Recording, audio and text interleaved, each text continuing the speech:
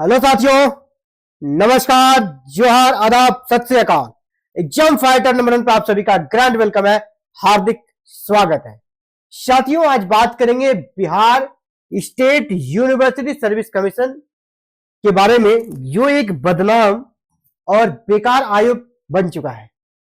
इसका जीता जागता आपको अब एग्जाम्पल दिखाएंगे, इसके कारनामे दिखाएंगे और आपको यह लगेगा जी हां, इसको भंग कर देना चाहिए। बीपीएससी से ही बहाली होनी चाहिए, क्योंकि ये जो जो वैकेंसी निकालती है वो वैकेंसी रद्द होने के कगार पे चली जाती है। ये ऐसा अपशकुन वाला आयोग है, जब से बना है तब से यहां घपले ही समझिए कि हो रहे हैं। बिना नेट पास को भी असिस्टेंट प्रोफेसर बना दिया गया है।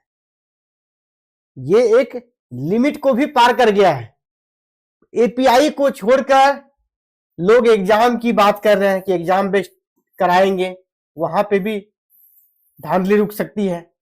लेकिन मैं आपको कहना चाहूंगा, ये जो गड़बड़ी निकली है ना, ये गड़बड़ी कहां निकली है? ये गड़बड़ी अब नेट के सर्टिफिकेट में निकली है भाई साहब, नेट के सर्टिफिकेट में। अब उसको आप कैसे रोकिएगा? जब एग्जाम बेस्ड भी कीजिएगा तो वहां नेट हो, मास्टर्स लोग करके ही आएंगे। वहां पर अगर फर्जीवाड़ा हो जाए नेट के सर्टिफिकेट में, पीजी के सर्टिफिकेट में, तो फिर आप एग्जाम हो या एपीआई, फर्जीवाड़ा हर जगह हो रहा है। तो यानी मेरा निष्कर्ष यही है कि ये जो प्रक्रिया है, किसके तहत नियुक्ति होगी, ये काफी सोच समझकर बनाया जाता है। यहां कोई त्रुटियां नहीं रहती है। त्रुटियां बेसिकली है कहां? जो चलाने वाले हैं। त्रुटियां वहां है।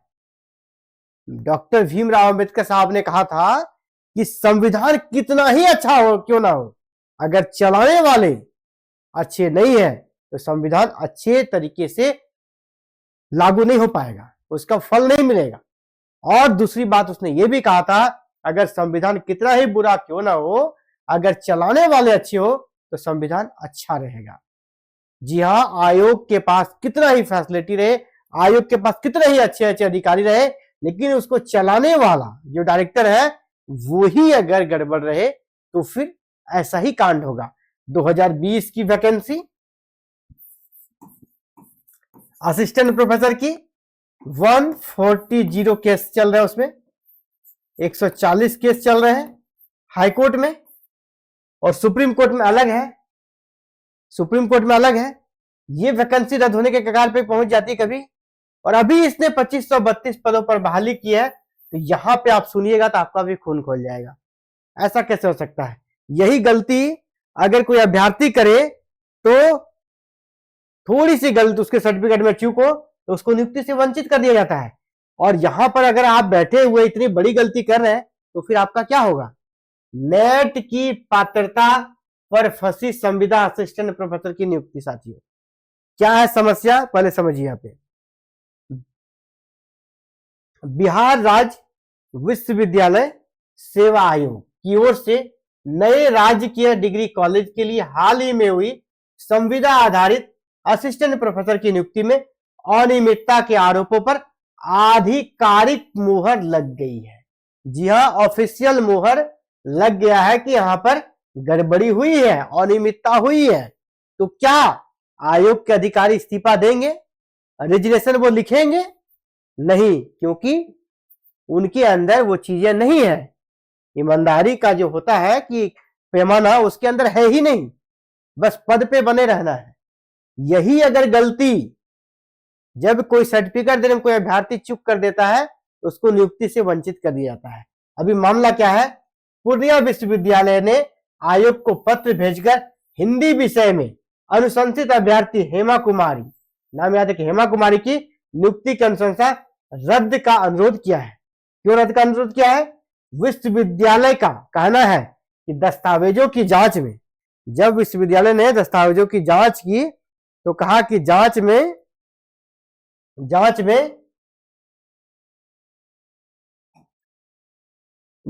अभ्यर्थी निर्धारित पात्रता पूरी करती नहीं मिली। बता दें कि 6 अगस्त को आयोग ने विश्वविद्यालयों को अनुशंसा भेजी और दैनिक भास्कर ने 8 अगस्त के अंक में आरक्षण रोस्टर में खेल, बिना नेट पीएचडी भी नियुक्ति शीर्षक से खबर प्रकाशित की थी। पूर्णिया विश्वविद्यालय के रजिस्ट्रार प्रोफेसर अखिलेश कुमार से प्राप्त, यहां पे आगे जो रजिस्ट्रार है वो कहते हैं कि उनकी अनुशंसा विश्वविद्यालय को भेजी थी। विश्वविद्यालय में प्राप्त डोजियर और दस्तावेजों की जांच के दौरान सामने आया है कि अभ्यर्थी ने नेट केवल पीएचडी के लिए क्वालिफाई किया है। आपको पता है यूजीसी नेट का 3 क्वालिटी होता है। पहला होता है जेआरएफ, है ना, जेआरएफ होता है। दूसरा होता है नेट, अगर आप जेआरएफ से वंचित रहते हैं आपको नेट, और ये 2 योग्यता है ना, यही 2 योग्यता असिस्टेंट प्रोफेसर के लिए योग्य मानी जाती है। असिस्टेंट प्रोफेसर के योग्य ये 2 योग्यता है, आपको न्यूनतम योग्यता मिल जाती है असिस्टेंट प्रोफेसर बनने का। तीसरा जो योग्यता होता है वो होता है ओनली फॉर पीएचडी, है ना, ओनली पीएचडी। ये ओनली पीएचडी के लिए जो एलिजिबल हुए हैं, तीसरे कैटेगरी में जो पास हुए हैं, उसको भी सिलेक्ट कर दिया गया है असिस्टेंट प्रोफेसर में। ये तो बहुत बड़ा सर्टिफिकेट जांच का इश्यू है नहीं। Net qualified for assistant professor होना चाहिए, लेकिन नेट क्वालिफाइड फॉर पीएचडी लिखा हुआ है, तो ये क्या बहुत बड़ा नहीं है? आप किसी के एक्सपीरियंस सर्टिफिकेट को जांच रहे हैं, आपको जाना पड़ेगा उस विश्वविद्यालय तक जहां सर्टिफिकेट है, या किसी के कास्ट सर्टिफिकेट को जांच कर रहे हैं, या किसी के दिव्यांग प्रमाण पत्र को जांच कर रहे हैं, जहां दिक्कत है। यहां तो साफ साफ लिखा है, कोई सिंपल सा भी बच्चा पढ़ेगा तो लिखा हुआ रहेगा उसके सर्टिफिकेट में only qualify for PhD admission. तो इतना बड़ा आयोग, इतना भारी भरकम आयोग स्क्रूटनी करते समय उसको नहीं दिखा, या जानबूझकर किया गया साजिश है। यानी क्या किया इसने, जो पीएचडी के लिए नेट पास हुए उनका भी शिक्षक के लिए चयन, असिस्टेंट प्रोफेसर के लिए चयन, तो इसका क्या सजा मिलना चाहिए? आप सभी कमेंट में बताइएगा। आप ये बताइए, नियुक्ति प्रक्रिया में गलती है, नियुक्ति प्रक्रिया गलत है। मान लीजिए ये एपीआई बेस्ड था, तो नियुक्ति प्रक्रिया ही ये गलत है, या फिर जो नियुक्ति करने वाले उत्तरदायी लोग हैं, आयोग के अधिकारी हैं, वो गलत है।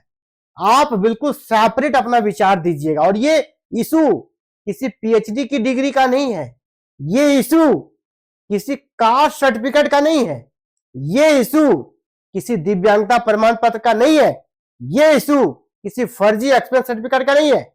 ये इशू सिंपल सा भारत का सबसे बड़ा संस्था, सबसे उच्च संस्था यूजीसी के द्वारा दिया गया एक पेज का सिंपल सा पेपर है, जिसमें लिखा रहता है you are qualified for assistant professor, you are qualified for JRF या जूनियर रिसर्च फेलोशिप, या तो you are qualified for only PhD admission.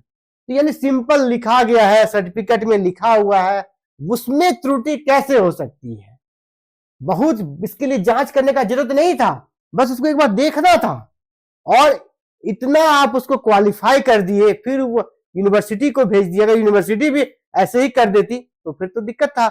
ऐसे लोग क्या बन जाते? असिस्टेंट प्रोफेसर, जो यूजीसी के नॉर्म्स के बिल्कुल खिलाफ है। आप उसकी जगह किसी योग्य व्यक्ति को जरूर आप अधिकार से वंचित किए। जो योग्य नेट पास था, जेआरएफ था, उस कैंडिडेट के जगह पे आपने इसको चुना। क्या था इसके पीछे वजह? मैं नहीं कह रहा कि आपने सेटिंग किया या उससे आपने कुछ आपके अपने रिश्तेदार हो, कुछ भी हो सकता है, मैं वो नहीं कह रहा, लेकिन इसके पीछे क्या वजह रही? आपकी लापरवाही। इसके लिए आपको तो अकाउंटेबिलिटी लेना होगा, उत्तरदायी लेना होगा, ऐसे तो चलेगा नहीं। तो ये आयोग को, सरकार, बिहार सरकार को चाहिए ऐसे निकम्मे आयोग को भंग कर दे, और पुरानी रजिस्टर्ड और काफी अच्छा काम कर रही है बीपीएससी से ही ये सारी नियुक्ति प्रक्रिया आगे हो। चाहे जो भी नियम बनाए नियुक्ति की प्रक्रिया के लिए, असिस्टेंट प्रोफेसर की नियुक्ति की प्रक्रिया के लिए मैं बोल रहा हूं, वो हर नियुक्ति प्रक्रिया सही है, लेकिन जो अधिकारी है बस वो सही हो। यहां पे अधिकारी काम नहीं करते हैं, बस अपना टाइम गिन रहे हैं। ठीक है, स्टूडेंट के हित से कोई मतलब नहीं है कि आपने किसी गलत व्यक्ति को चुना, उसको नियुक्ति दिया, तो आप ये भी सोचिए आपने किसी योग्य व्यक्ति का सीट छीना और अयोग्य को आपने दिया, तो आपके लिए क्या पनिशमेंट होना चाहिए? ये भी आपको स्पष्ट करना चाहिए और सरकार को इस पर सख्त से सख्त एक्शन लेना चाहिए। ठीक है, क्योंकि एक छोटी सी वैकेंसी थी, 6 विषय का वैकेंसी था, इसमें इस प्रकार की चीजें निकली। मैं तो एक कर रहा हूं, और भी बहुत सारी चीजें हमारे पास आ रही है, और भी बच्चे बहुत सारे प्रूफ के साथ हमको भेज रहे हैं, लेकिन हम एक विषय पे आपके लिए वीडियो बना रहे हैं। ऐसे और भी गलतियां हुई है, तो ये सब गलतियां क्यों हो रही है इतनी छोटी सी वैकेंसी में?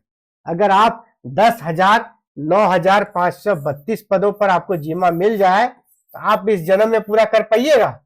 उम्मीद है कि बीएसएसयू इस जन्म में ये नियुक्ति प्रक्रिया संपन्न कर देगा, क्योंकि 2020 की वैकेंसी अभी 6 साल हो गया, अभी तक कंप्लीट नहीं हुआ है। तो क्या लगता है कि बीएसएसयू 9,532 इतनी भारी भरकम वैकेंसी आएगी, जिसमें एग्जाम भी होगा, एपीआई भी होगा, दोनों को मिलाकर रिजल्ट देगा, इससे संभलेगा ये? आप अपने विचार जरूर दीजिएगा। ये आयोग संभाल पाएगा इस चीज को? मुझे तो उम्मीद नहीं है। बाद बाकी आप क्या सोचते हैं, अपने विचार जरूर बताइएगा, और इस नियुक्ति प्रक्रिया के बारे में क्या सोचते हैं बताइएगा। कहा जा रहा है कि ये रद्द हो जाएगी, तो मैं आपको स्पष्ट बता दूं भाई साहब, ये रद्द नहीं होने वाली है। अब जहां पे त्रुटियां हैं उनको खोज कर ऐसे ही निकाला जाएगा।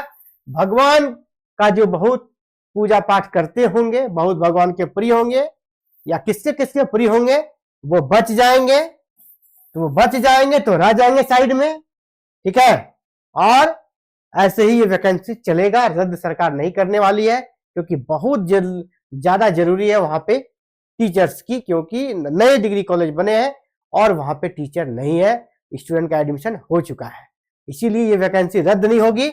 लेकिन यहाँ पर योग्य के साथ साथ काफी अयोग्य लोग भी आ गए हैं, इसका ये प्रमाण है।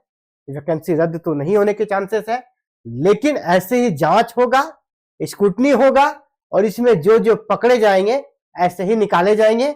अगर एक कुछ लोग पास हो गए, गेट एंट्री मार दिए, तो फिर वो जॉब करते रह जाएंगे। ठीक है, तो फिलहाल साथियों इस वीडियो में इतना ही बात करेंगे।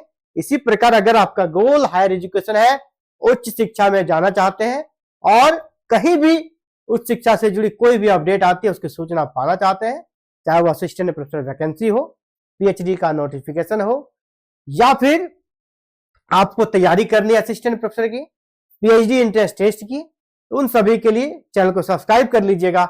वीडियो पसंद आए तो इसे लाइक कर लीजिएगा। आप सभी का पुनः बहुत बहुत आभार। जय हिंद, जय भारत, जय बिहार।